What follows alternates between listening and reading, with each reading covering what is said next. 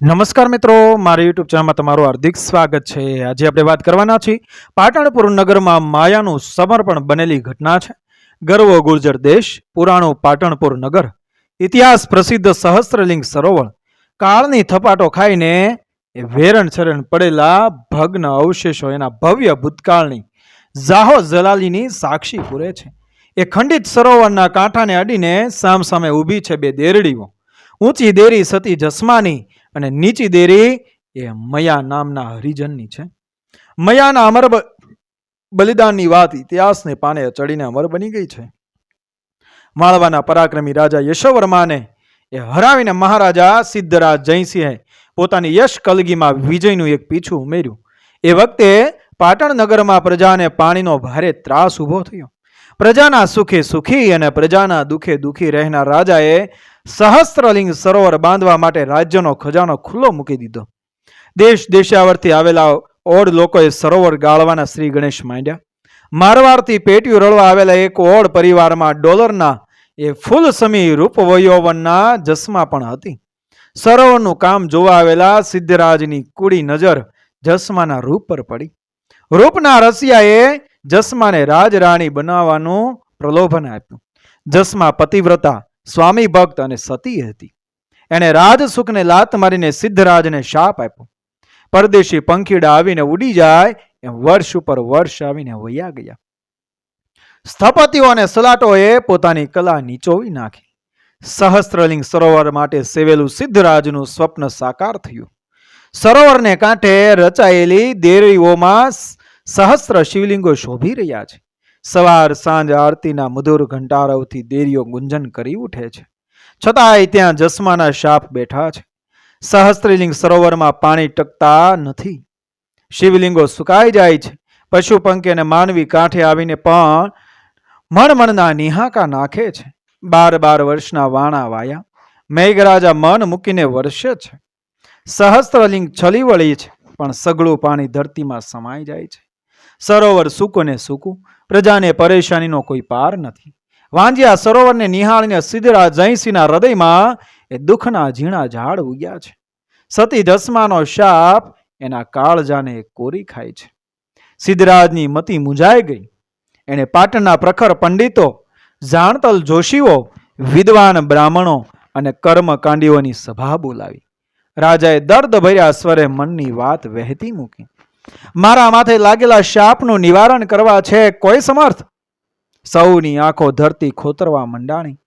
ત્યારે એક વયોવૃદ્ધ જોશીએ ગૌરવથી મસ્તક ઊંચું કર્યું અને 80 વર્ષની ઉંમર કાયા ફરતો આંટો દઈ ગઈ છે. માથે મહાચક્ર સમીસ રતુંબલ પાગ ધારણ કરી છે.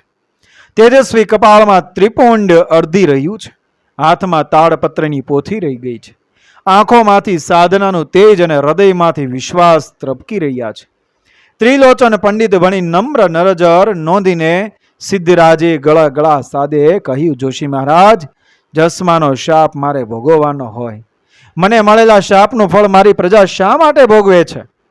એ શાપનું નિવારણ કરી સહસ્ત્રલિંગના પાણી મારી પ્રજા પીએ એવું કરો તો ગામ ગરાસ જાગીર માગો તે આપું.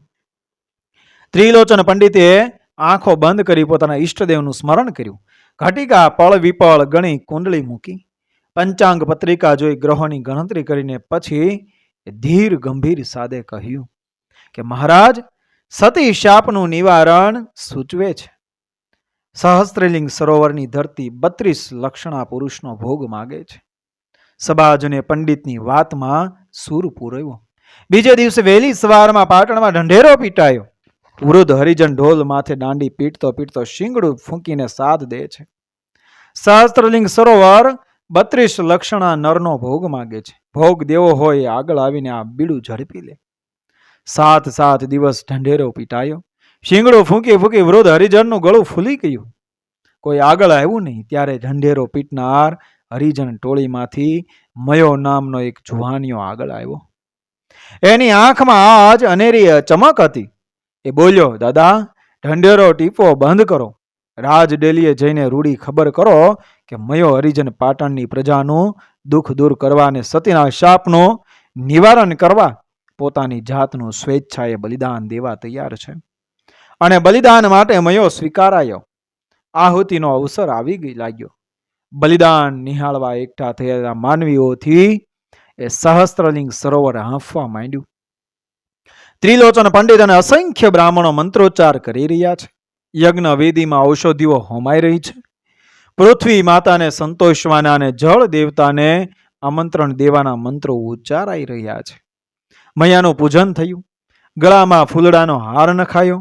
હૃદય પર પથ્થર મૂકીને મૈયાને એની પત્નીએ રજા દીધી. મૈયાને જન્મ દેનારી જનેતા બોલી, દીકરા, ભગવાન તને દેવ બનાવે. આટલું બોલતા તો એની આંખમાંથી બોર બોર જેવડા આંસુ એ ખરવા મંડાણા. મયો આહુતિ આપવા યજ્ઞકુંડ આગળ માથું નમાવીને ઊભો. લોહી તરસી તરવારો ઉગામાય ત્યાં કોઈએ તર્ક કર્યો, મયો તો અસ્પૃશ્ય છે, એના લોહીથી ધરતી માતાને જળ દેવતા શી રીતે રીઝશે? ત્યારે રાજ પંડિતે ખુલાસો કર્યો કે ધરતી માતાને મન બધા બાળક સરખા છે. કોઈ ઊંચ નથી, કોઈ નીચ નથી. ઊંચ નીચના ભેદના વાડા તો માનવીએ ઊભા કરેલા છે. માતા તો મેલા ગેલા બાળકને પણ હોંશથી ગળે લગાડે છે. એ પછી મંત્રોચ્ચારના ગગનભેદી નારા વચ્ચે મયા હરિજનનું બલિદાન દેવાયું. દંતકથા કહે છે કે સાંજ પડતા તો આકાશમાં કાળા ડિબાંગ વાદળા ચડી આવ્યા. બારે મેઘ ખાંગા થઈને તૂટી પડ્યા. સૂકા ભઠ્ઠ સરોવરમાં પાણી હિલોળા લેવા લાગ્યું. ધરતીના પેટાળમાં જતું રહેતું પાણી આ વખતે સરોવરમાં ટકી ગયું. એમ કહેવાય છે કે એ વખતે સિદ્ધરાજે પાટણમાં હરિજનોને બોલાવ્યા ને આનંદપૂર્વક કંઈક માગવા કહ્યું. ત્યારે આગેવાનો હાથ જોડીને એટલું જ એ બોલ્યા કે મહારાજ, ભગવાને અમને એ હલકી વરણમાં જન્મ આપ્યો, પણ અમે માણસો છીએ. એટલું આપણા દિલમાં વિચારજો. અમારે થૂકવા માટે ગળે ફૂલડી બાંધવી પડે છે. અમારા પગલા ભૂંસવા કેડે ઝરડું બાંધવું પડે છે. 3 બાયોવાળું પહેરણ પહેરવું પડે છે. તમે રાજી થયા હો તો આ રિવાજમાંથી અમરંકને મુક્તિ આપો. આટલું કરો તો તમારા જીવો ભગવાને નહીં. ભર્યું સરોવર ભાળીને મોજમાં આવેલા મહારાજ સિદ્ધરાજે એ અસ્પૃશ્યોના અંગ માથે બંધાતી ફૂલડી એને જરડા દૂર કરાવી એમને માનવીની કોટીમાં મૂક્યા. ગામ બહાર વસતા હરિજનોને પાટણ નગરમાં વસવાનો અધિકાર આપ્યો. અસ્પૃશ્યતા નિવારવાનું પ્રથમ પરોઢ પાંગર્યું. મયા હરિજનના લોહીથી પવિત્ર થયેલા એ સહસ્ત્રલિંગ સરોવરના જળને સૌ હરખથી વધાવ્યા. પ્રજાએ રાજાને રૂડું માન આપ્યું. નગરમાં આનંદ મંગળ વર્તી રહ્યો. મહામાનવ મયાના સમર્પણને પાટણનું લોક ભાર વિભોર હૈયે વંદી રહ્યું. લોક ભવાઈનો વેશ આ વાતને આજે સાચવીને બેઠો છે. મિત્રો, વિડીયો પસંદ આવે મારી ચેનલ સબસ્ક્રાઈબ કરો, ફોલો કરો, શેર કરો.